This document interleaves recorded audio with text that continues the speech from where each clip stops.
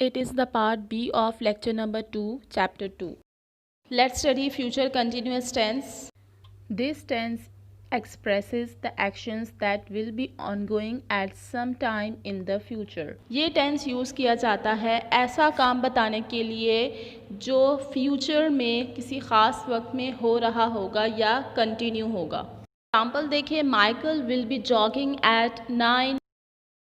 इसका मतलब ये है कि 9 बजे माइकल जॉगिंग कर रहे होंगे. 9 बजे उनका काम ये जारी होगा, ख़त्म नहीं हुआ होगा. ओके, फ्यूचर कंटिन्यूस टेंस की रिकग्निशन क्या होती है?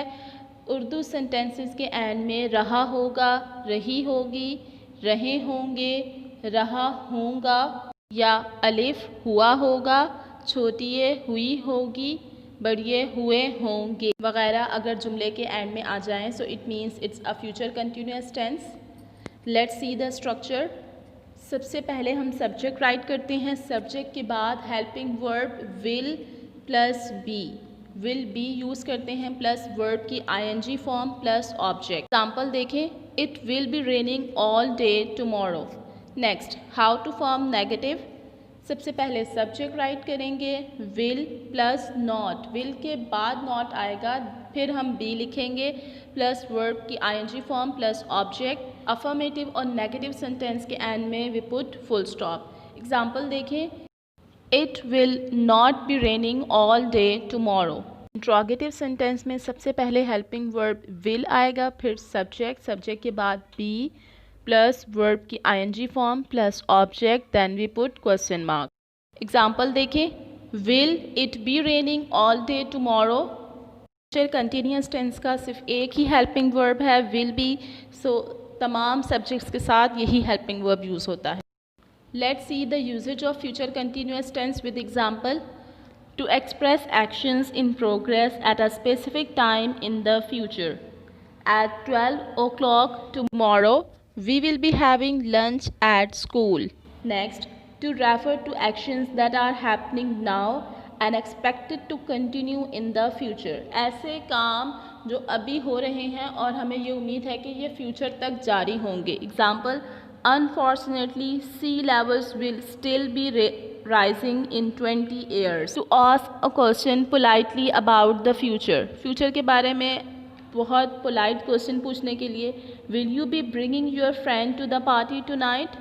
To emphasize future plans and intentions. जब हम future plans या intentions को emphasize कर कर बताएं. Example, he'll be coming to visit us next week. Okay students, now open your docket page number 25.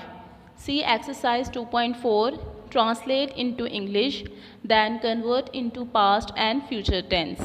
Write CW and date at exercise 2.4. See sentence number 1. बूंदाबांदी हो रही है. It is a continuous action. Weather conditions के लिए हम subject it use करते हैं. It के साथ हेल्पिंग वर्ब इज़ यूज़ किया जाता है. ट्रांसलेट करेंगे, इट इज़ ड्रिजलिंग. बूंदाबांदी को कहते हैं ड्रिजलिंग. पास्ट में चेंज करना है, it was drizzling. Future, it will B drizzling. इस एक्सरसाइज में तमाम सेंटेंसेस अफर्मेटिव हैं, so you will put full stop at the end of each sentence. Sentence number 2, कुआं चल रहा है. कंटिन्यू एक्शन है ये भी. कुआं सिंगुलर नाउन है, इसे कहते हैं पर्शियन व्हील. सिंगुलर नाउन के साथ इज़ यूज़ करते हैं. ट्रांसलेट करेंगे, the Persian wheel is working. Past, the Persian wheel was working. Future, the Persian wheel will be working. Sentence number 3, मैं इस वक्त आराम कर रहा हूँ. आराम करने को कहते हैं take rest.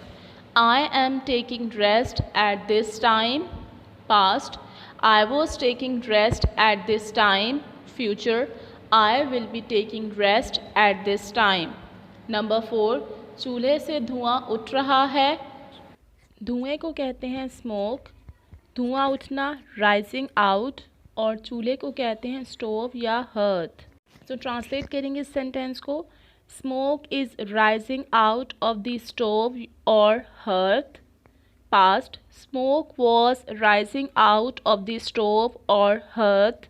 Future, smoke will be rising out of the stove or hearth. Number 5, हम पुराने सिक्के जमा कर रहे हैं। ट्रांसलेट करेंगे, we are collecting old coins. Past, we were collecting old coins. Future, we will be collecting old coins. Sentence number 6, मुझे चक्कर आ रहे हैं। I am feeling dizzy. Past, I was feeling dizzy. Future, I will be feeling dizzy.